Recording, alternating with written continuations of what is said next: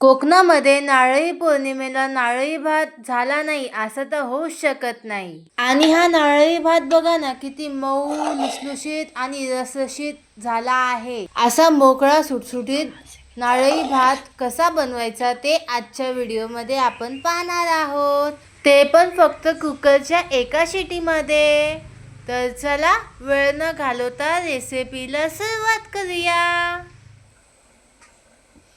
एक बाउल घेतलेला आहे, त्यामध्ये 1 वाटी तांदूळ. तुम्ही बासमती तांदूळ घेऊ शकता किंवा तुमच्या घरात जो कोणता तांदूळ असेल तो तांदूळ तुम्ही घेऊ शकता. मी इथे बासमती तांदूळ घेतलेला आहे 1 वाटी. आता ह्याला स्वच्छ धुवून आपल्याला 15 मिनटं भिजत घालायचं आहे. ते आपण भिजत ठेवलेलं आहे. तोपर्यंत आपण पुढची तयारी करूया. नारळ खोवून घेऊया.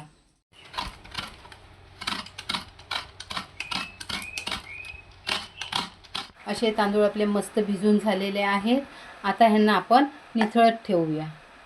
खाली एक वाडकं घेतलेलं आहे आणि त्यावर आपण धुवून घेतलेला तांदूळ व्यवस्थित निथळत ठेवायचा, म्हणजे त्यातलं एक्स्ट्राचं सर्व पाणी निथळलं जाईल यासाठी. इथे पाणी निथळतं आहे तोपर्यंत आपण पुढची तयारी करूया. 1 पळीभर मी साजूक तूप टाकून घेतलेलं आहे. तूप व्यवस्थित गरम करून घ्यायचं.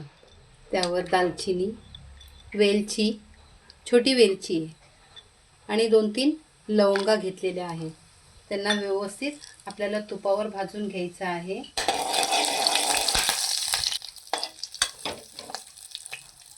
आणि आपल्या आवडीनुसार तुम्ही ड्रायफ्रूट्स घेऊ शकता. मी इथे काजू आणि बदाम घेतलेले आहेत. त्यांना पण आपण व्यवस्थित तुपावर भाजून घ्यायचं. आणि आपण निथळत ठेवलेला तांदूळ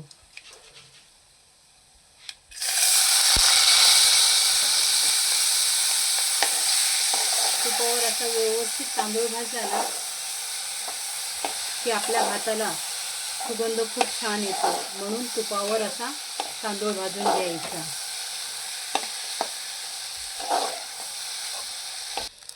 तुपावर चांगला तांदूळ भाजून घ्यायचा. आता मम्मी त्याच्यात खोबरं टाकत आहे. ज्या वाटीने आपण तांदूळ घेतला त्याच वाटीने आपल्याला सर्व साहित्य मोजून घ्यायचं आहे. इथे 1 वाटी खवलेलं खोबरं घेतलेलं आहे मी. 1 वाटी तांदळाला 2 वाटी पाणी घेतलेलं आहे. हे सर्व व्यवस्थित असं मिक्स करून घ्यायचं. आणि त्यावर आपण 1 वाटी गूळ टाकून घेतलेला आहे. तो पण व्यवस्थित असा मिक्स करून घ्यायचा. आणि माझ्याजवळ केसर नाही आहे म्हणून मी फूड कलरचा वापर करत आहे. तुमच्याजवळ केसर असला तर तुम्ही केसर टाकू शकता. आणि व्यवस्थित असं आपल्याला हे मिक्स करून घ्यायचं. आपला गोडाचा पदार्थ आहे म्हणून मम्मी याच्यात चिमूटभर मीठ टाकत आहे. आता याच्यावर मम्मी जायफळ किसून टाकत आहे. आता गॅस मध्यम करून कुकरची एक शिटी काढून घेऊया.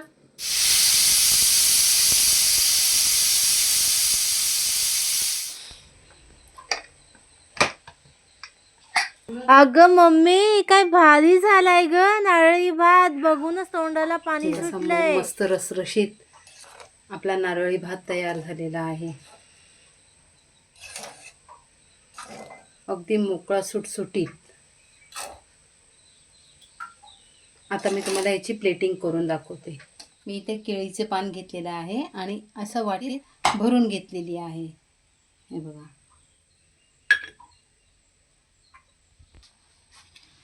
अशा प्रकारे आपला नारळी भात तयार झालेला आहे. मैत्रिणींनो, तुम्हाला जर आजचा हा व्हिडिओ आवडला असेल तर लाईक करा, शेअर करा आणि आमच्या चॅनलला सबस्क्राईब करा. भेटूया पुन्हा नेक्स्ट व्हिडिओ मध्ये. Bye bye.